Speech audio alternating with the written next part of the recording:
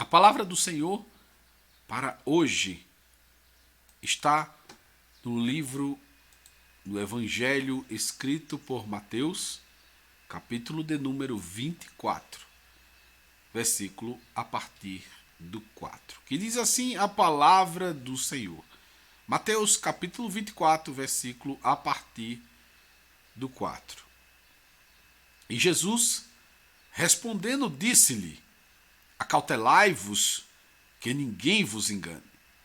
Porque muitos virão em meu nome, dizendo, eu sou Cristo, e enganarão a muitos. E ouvireis de guerra e de rumores de guerra, olhai, não vos assusteis, porque é misto que isto tudo aconteça, mas ainda não é o fim.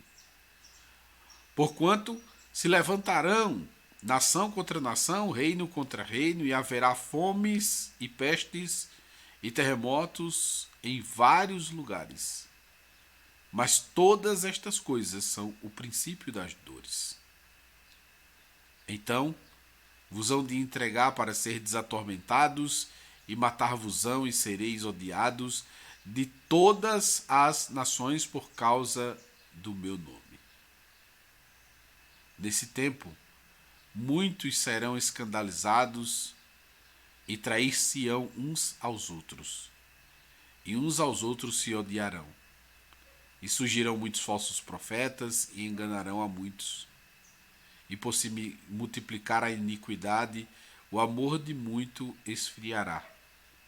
Mas aquele que perseverar até o fim, esse será salvo. Glória a Deus. Amados, nós estamos aqui diante de um texto falado pelo próprio Jesus,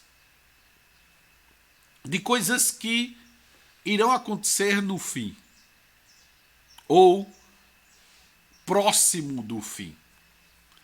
E o que é interessante é de nós contextualizarmos tudo que Jesus estava falando aqui e saber com clareza o que Jesus estava falando, para que nós possamos ter uma aplicação autêntica e coerente desta passagem bíblica, desta mensagem que Jesus nos trouxe. A primeira coisa que nós precisamos compreender é que Jesus estava falando sobre fatos que vão acontecer em um período específico. E este período específico, ele diz que é o princípio das dores. Não é as dores, mas é o princípio das dores. E a primeira coisa que nós observamos em tudo isso é que há muitas coisas que se assemelham aos dias atuais e que muitas vezes nós queremos atribuir a este momento que estamos vivendo. E aí nós temos que compreender que este período, ele tem sinais, ele tem referências que o Senhor nos traz aqui para nós avaliarmos. E a primeira coisa que nós entendemos que o Evangelho segundo escreveu Mateus, ele teve um objetivo específico. E o objetivo de Mateus foi escrever a judeus.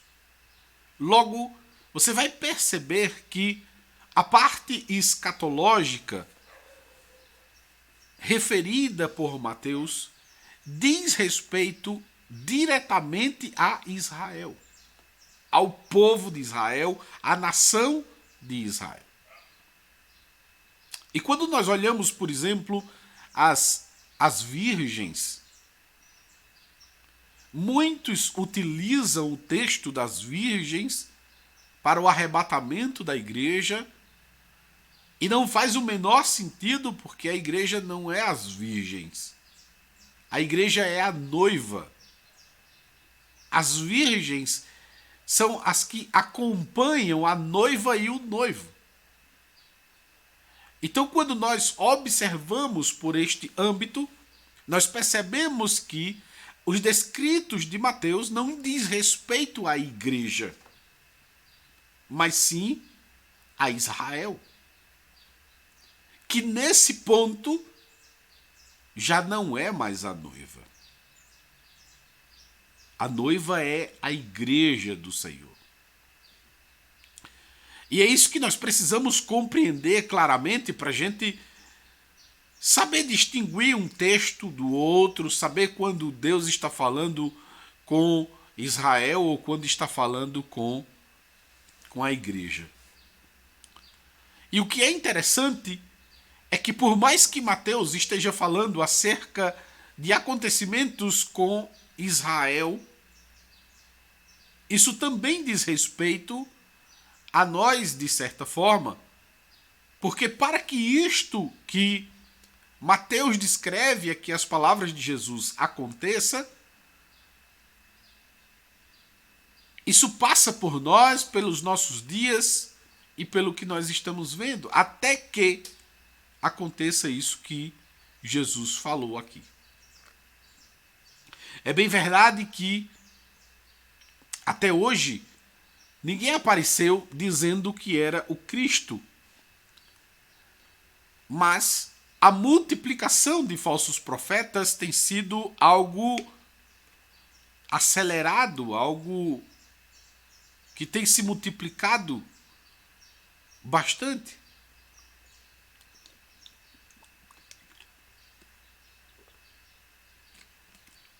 E isto é um ponto dos tantos que Jesus relaciona aqui. O amor de muito esfriará, diz o Senhor, justamente por conta do reflexo desses falsos profetas. Quanto mais você vê líderes, quanto mais você vê lideranças fazendo coisas erradas, mais o amor de muitos vai esfriando. Porque eles são reflexo daquilo que está sendo feito. As pessoas se inspiram nelas. Por mais que muitas vezes a pessoa diz, não, eu olho para Jesus.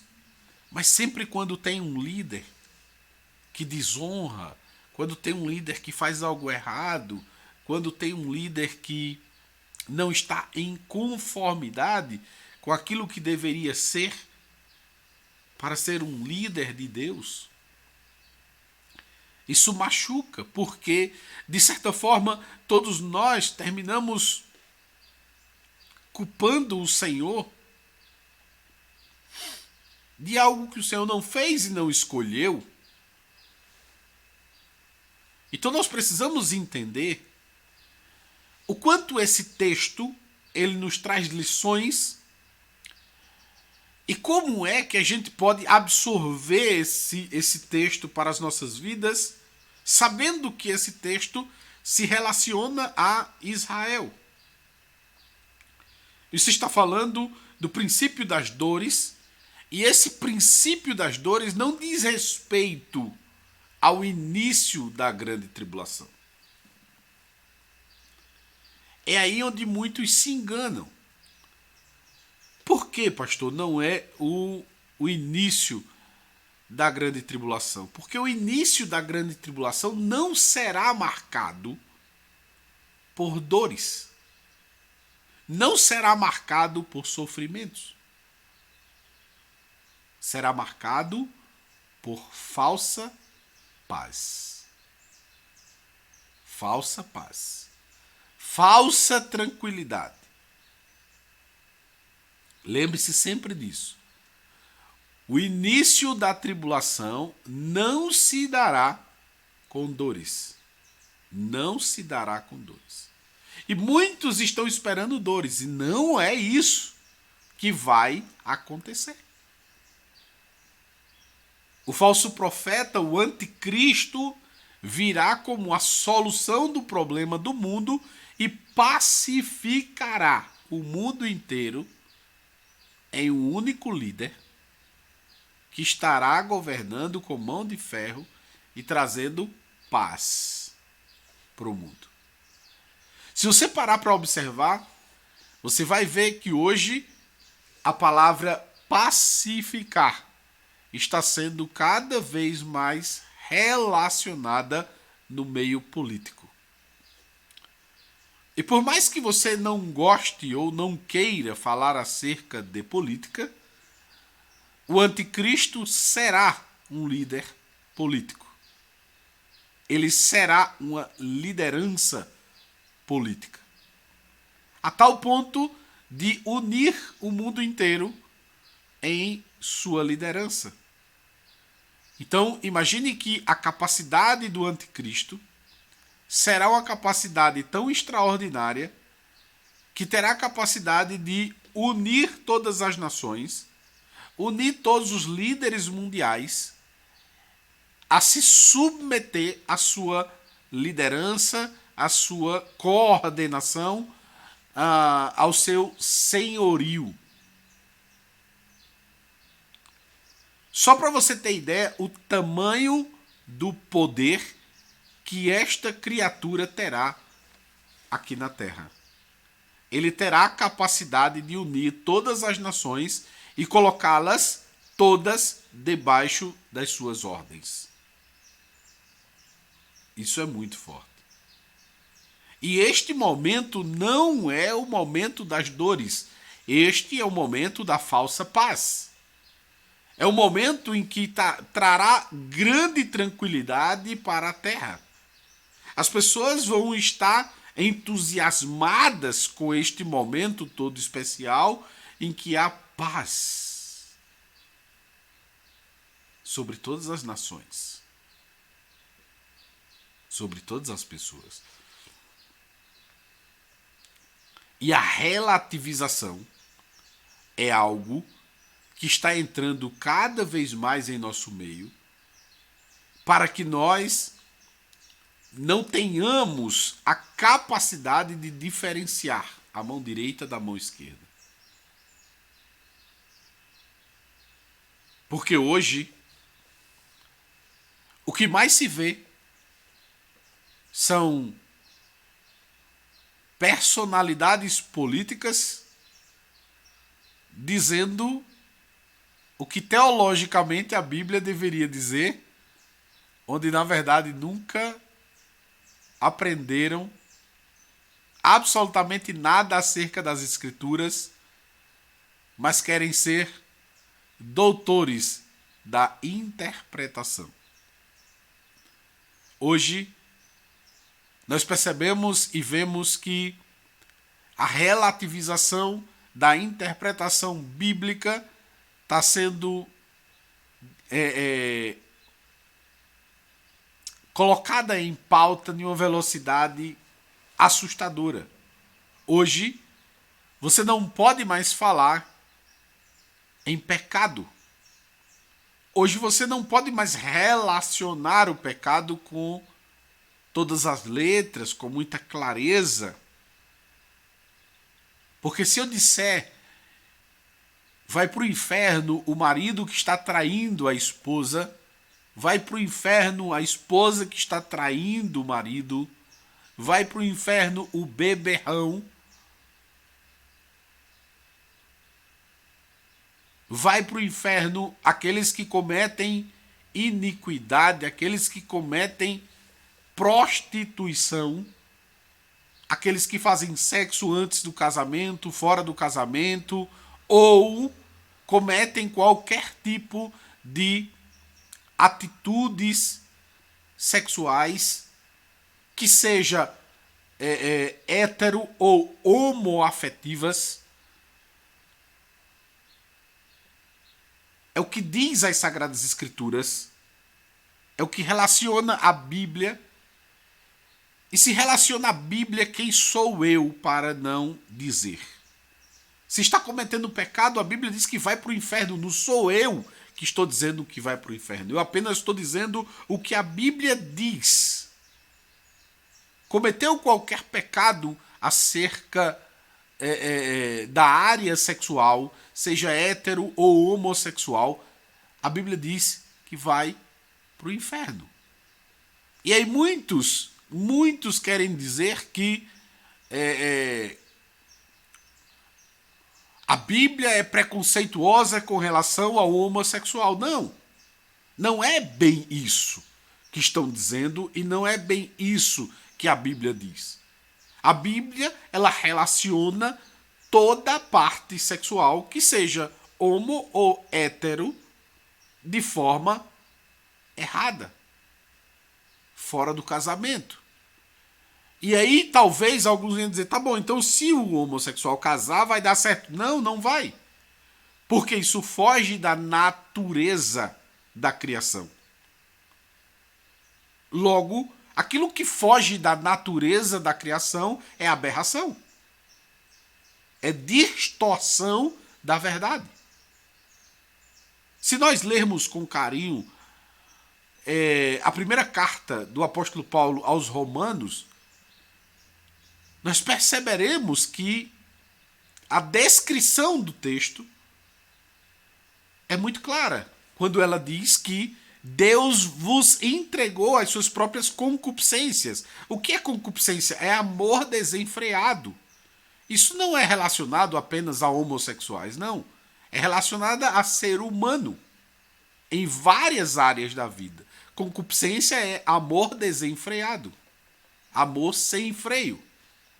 E ele traz uma expressão que é muito interessante, e ele diz que Deus os entregou às suas próprias concupiscências porque os homens estavam homem com homem e mulher com mulher. É específico.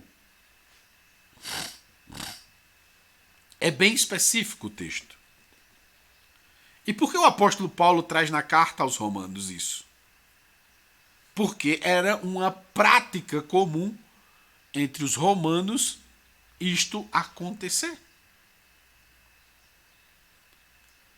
Então, quando nós olhamos para o texto em que Jesus está falando aqui sobre o princípio das dores, ele está falando em um momento que já está dentro da grande tribulação e que nós que acreditamos no arrebatamento da igreja, nós não faremos parte deste momento em que Jesus está mencionando aqui no capítulo 24, visto que nós cremos que antes desse momento nós seremos arrebatados, para que isso comece a se valer.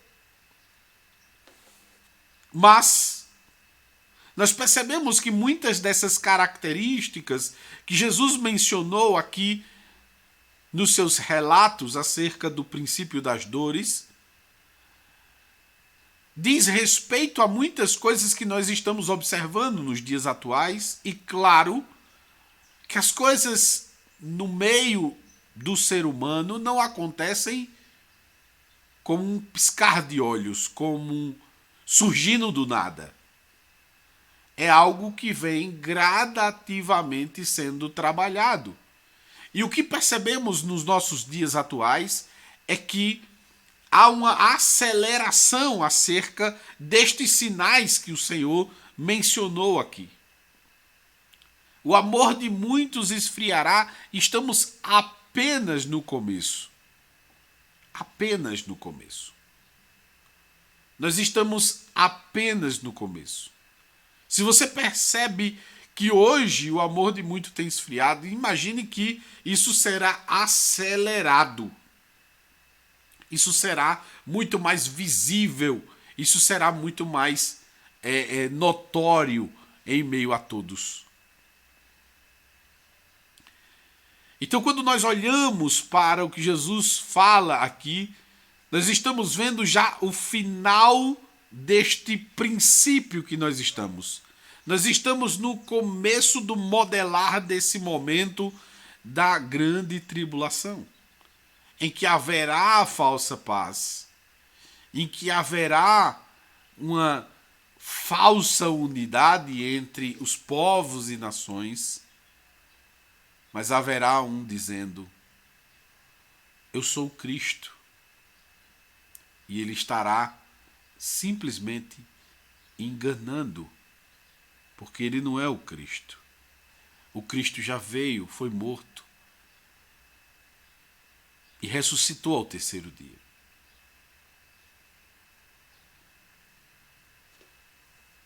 E quando nós percebemos que todos esses sinais são o organizar de um grande evento que está por vir, nós percebemos o quanto Deus é fiel.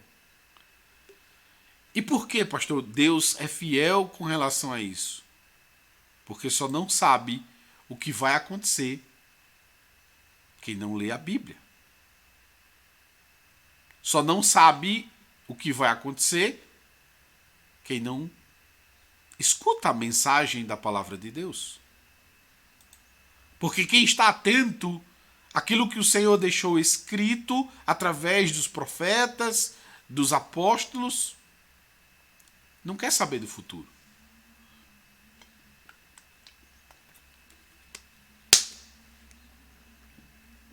E aí, onde nos chama a atenção para que nós venhamos cada dia mais sermos diferentes disto que está relacionado aqui nesse texto. Que não estejamos do lado dos que o amor esfriou. Que não estejamos do lado dos que são enganados. Porque o Senhor diz aqui, enganarão a muitos. Que não estejamos do lado dos falsos profetas. Mas que estejamos do lado daqueles que amam o Senhor. Que estejamos do lado daqueles que ferve o coração de amor pelo próximo.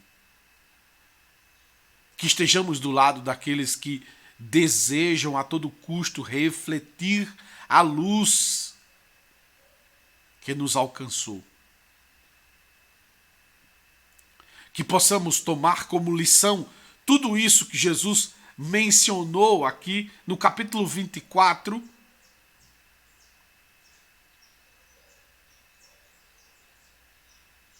E tomarmos como lição para sermos o oposto. Porque o oposto dos que traem são os que são fiéis. Porque o Senhor diz que no final dos tempos trair-se-ão uns aos outros. Que não possamos estar do lado dos traidores. Que uns aos outros se odiarão, que não possamos estar do lado dos que se odeiam.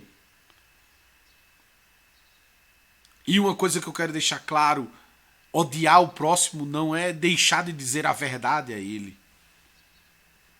Se alguém está em pecado e eu digo, olha fulano, você está em pecado, não faça isso, abandone esta vida, isso vai te levar ao inferno, isso não é odiar, isso é amar a ele. Mas o que tem sido pregado pela grande massa é que você não pode corrigir o próximo, e eu fico me perguntando, peraí, se um pai não corrige um filho, se uma mãe não corrige um filho, ela vai estar fazendo bem a ele? Ela não vai estar fazendo bem a ele. Ela vai estar fazendo mal, porque será um adulto frustrado, um adulto cheio de problemas, será um adulto que será uma desonra para os pais, porque não foi corrigido os seus problemas. A mesma coisa diz respeito ao Evangelho. Se nós não nos corrigimos uns aos outros, que Evangelho é esse?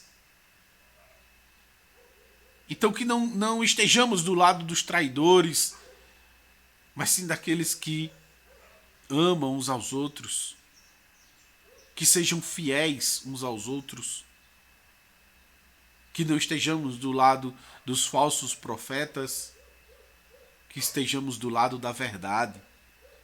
Doa a quem doer. Que não estejamos do lado daqueles que cometem iniquidade. Que não estejamos do lado daqueles que o amor esfriou. Mas que estejamos do lado dos que perseveram até o fim. Porque o Senhor disse, esses serão salvos. Esses serão salvos. Então, esta reflexão de hoje é justamente para que nós possamos compreender em que estado estamos, em que momento estamos, como devemos agir nesse momento e nos preparar para o que há de vir. O que está se multiplicando dia após dia. O que está acontecendo diante dos nossos olhos. Não se permita esfriar. Não se permita ser infiel. Não se permita viver em iniquidade. Não se permita. Se queres estar com Jesus, esteja do lado dos fiéis. Estejam do lado daqueles que o amor não esfriou, mas que o amor está incendiando os seus corações. Esteja do lado daqueles que andam na verdade e em santidade, que santidade quer dizer separação. Separação do pecado. Que nós possamos andar em santidade. Que nós possamos andar na presença do Senhor. E que a glória do Senhor se manifeste em nós, para que nós sejamos instrumentos em suas mãos, para que esta luz alcance a outros por meio de nós. Que nós possamos levar esse amor do Senhor. Que esse amor do Senhor não diz respeito a não apontar o pecado, mas sim o contrário, a denunciar o pecado. Amar o pecador, mas odiar o pecado. Assim como o Senhor faz. O Senhor ama o pecador, mas ele abomina o pecado. Que nós possamos ter clareza sobre isto. O amor de muitos esfriará, que nós não possamos estar neste lado do amor que esfriou, mas sim daqueles que estão incendiados pelo amor a Deus, pelo amor ao próximo, pelo amor à verdade, pelo amor à santidade. Que em nome de Jesus nós possamos estar firmes nesta jornada e que nós esperemos, porque o Senhor vem buscar a sua igreja.